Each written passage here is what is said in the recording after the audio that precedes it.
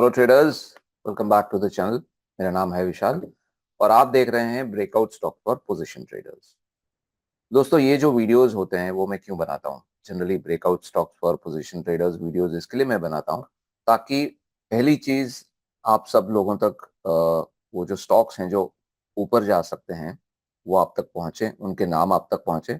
Plus आपको technical reasons भी पता चले कि क्यों उनमें ब्रेकआउट आ रहा है। क्या सपोर्ट से घूम रहा है, क्या ये ट्रेंड लाइन ब्रेकआउट है, या मूविंग एवरेज में कुछ है, या आरएसआई में दिख रहा है, और समथिंग पॉजिटिव इन एमएसीडी और एनी अदर रीजन, राइट? सो ये एजुकेशनल वीडियो है जिससे आपको सीखने का मौका मिलेगा कि how to spot stocks which can give breakout, यानी कि जो स्टॉक्स ब्रेकआउट दे सकते हैं उनको कैसे पहचानें। ठीक है, बट उससे पहले मैं एक छोटी सी बात सिर्फ निफ्टी के लिए करना चाहूंगा।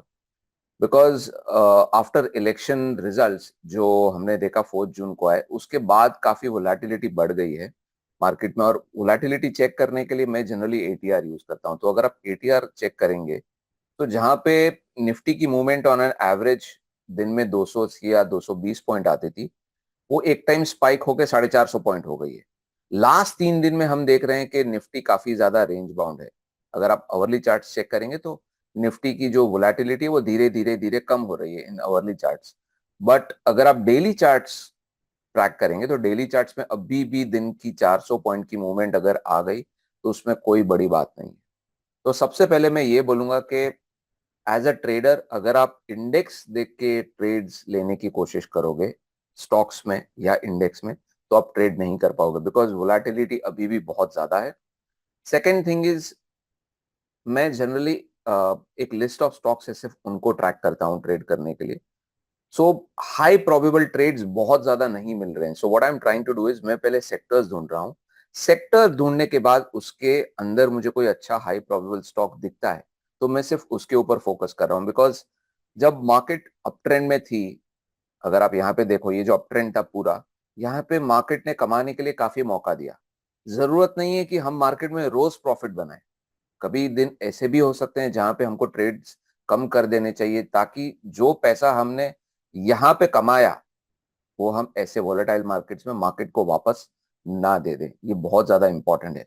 और ये मैंने पिछले वीडियो में भी बोला था that a good trader is not just a person who finds good stocks, who knows how to take entry and exit, but also knows how to become a good risk manager. ठीक है, सो सबसे पहले मेरा जो focus है वो pharma stocks पे रहेगा। और मैंने कुछ वीडियोस में शेयर भी किया है, स्पेशली जो मेरे वीकली सेक्टोरल एनालिसिस वीडियोस आते हैं वीकेंड्स को, उस पर मैंने क्लियरली बोला है जो फार्मा एज एन इंडेक्स है वो काफी स्टेबल रहा है।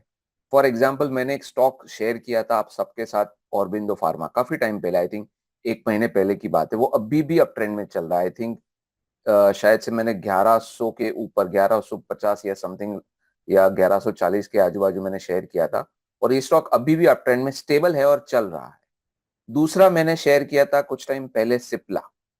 ठीक है, ये मैं क्यों बता रहा हूं, ये स्टॉक्स मैं पहले बता चुका हूं, ये मैं क्यों बता रहा हूं इस चीज के लिए ताकि आपको समझ में आए कि pharma as a sector has not been affected with high volatility. जो 4-6 जून को हमने देखा, जो मार्केट बहुत ज्यादा ऊपर नीचे हुई, अगर आप देखोगे ATR of Cipla and Aurobindo pharma, आपको उतना ज्यादा ऊपर नीचे नहीं दिखेगा। And Cipla is still moving steadily on the upside. अभी और एक स्टॉक की मैं बात करूंगा जो कि है Abbott India. Abbott India as a stock, अभी ये स्टॉक मुझे इसके लिए पसंद आया है। पहली चीज है कि यहाँ पे अगर आप आरएसआई में देखें तो आरएसआई में हमको ट्रेंड लाइन ब्रेकआउट दिखा है। सेकेंड चीज है, नीचे भी अगर हम देखें तो there is sort of trend line support for RSI. Now हालांकि मैं ज्यादा trend line support in RSI use नहीं करता हूं, but you can not deny that this particular thing is still visible on the chart. दूसरी एक चीज अगर आप देखें, हमको ट्रेंड लाइन ब्रेकआउट दिख रहा है प्राइस में ऑन अबाउट इंडिया। और एक चीज अगर हम देखें तो ये पूरा जो रिट्रेसमेंट है, ये जो पूरा अप ट्रेंड है, उसको रिट्रेस करके वापस बाउंस कर रहा है स्टॉक, यानी कि it has retraced almost between 50% to 61.80% Fibonacci retracement. और यहाँ पे जो कैंडल स्टिक क्लस्टर हमको दिख रहा है, ये candle stick cluster support provide कर रहा है इस पर्टिकुलर स्टॉक को। और जब ये स्टॉक ऊपर जा रहा है, it is continuously trying to make higher highs higher lows. ये वाला लो इससे ऊपर है, ये वाला लो पिछले लो से भी ऊपर है। छोटी छोटी चीजें हैं बट ये सब चीजें इंपॉर्टेंट है। अभी आप बोलोगे कि सर यहाँ पे कैंडल्स में कुछ ठीक नहीं दिख रहा है, मैं बोलूंगा हाँ दैट्स फाइन, बट जरूरत नहीं है कि ब्रेकआउट देने के बाद हर एक कैंडल ग्रीन ही बने। ठीक है, सो मेरे हिसाब से यहाँ पे ब्रेकआउट आया है इस पर्टिकुलर स्टॉक में somewhere around I should say 28,160, and 28,160 breakout देने के बाद स्टॉक थोड़ा सा नीचे आया but it's okay until and unless, मेरे हिसाब से जब तक ये स्टॉक 25,125 के नीचे क्लोज नहीं होता पॉजिटिव व्यू बरकरार रहेगा।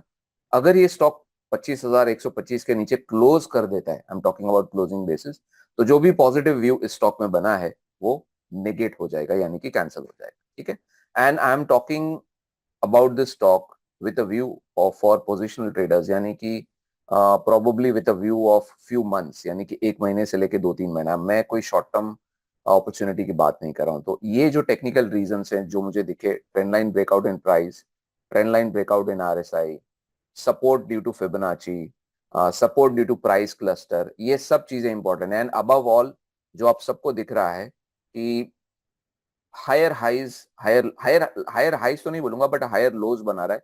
This is the first low जो मैंने यहाँ पे मार्क किया है, ये सेकंड लो है और ये है थर्ड लो। एंड प्लस और एक चीज अगर आप देखोगे तो प्राइस जो है वो दोनों मूविंग एवरेजेस के ऊपर ट्रेड करा है। So in this stock I guess जितने भी पॉजिटिव पॉइंट्स हैं इस पर्टिकुलर स्टॉक में है। इसके बाद और एक स्टॉक मैं आप सबके साथ शेयर करना चाहूंगा,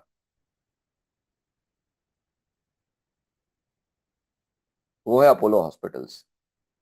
अगर आप इस स्टॉक को देखें तो सबसे पहले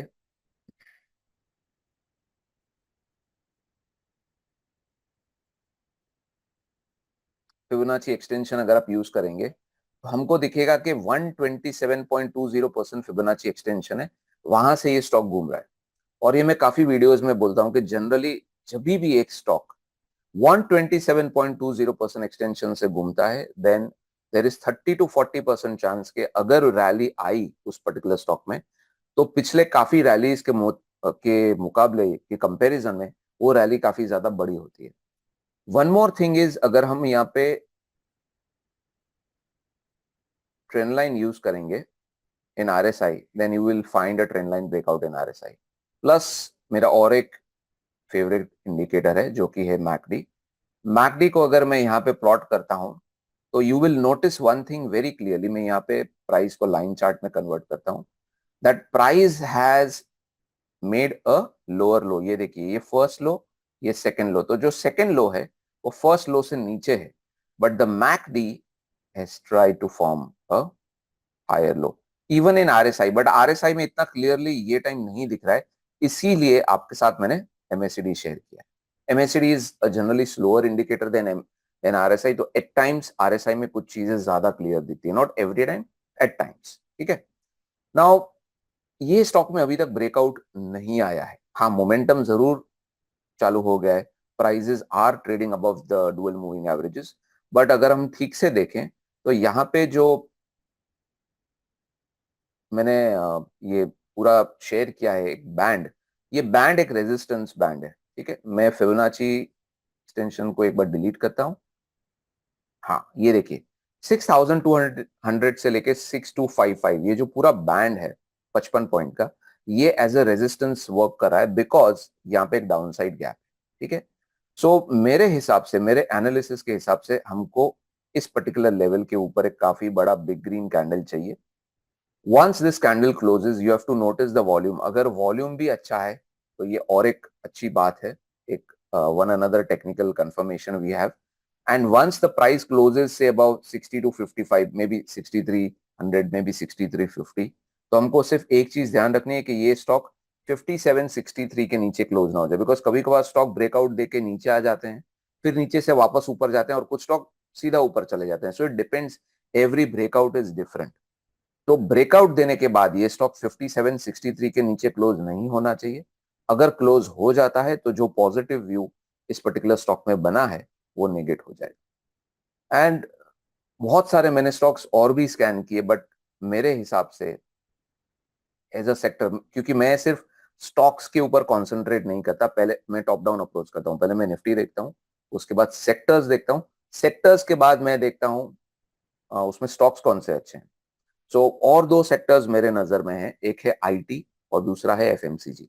बट ये दोनों सेक्टर्स को मुझे लगता है अलाइन होने के लिए, ठीक से यू नो उनका चार्ट्स अच्छे बनने के लिए, स्मूथ बनने के लिए कुछ और टाइम लगेगा। So as of now I think I am sticking to the pharma pack.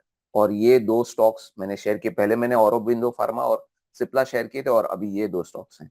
So I hope ये जो वीडियो है आज का, ये आपको हेल्प करेगा to find out stocks which can give breakout on the upside for positional traders। ठीक है, तो मुझे जरूर बताइए अपने कमेंट्स के साथ कि आपको ये वीडियो कैसा लगा। Trade less, trade wisely. Thank you.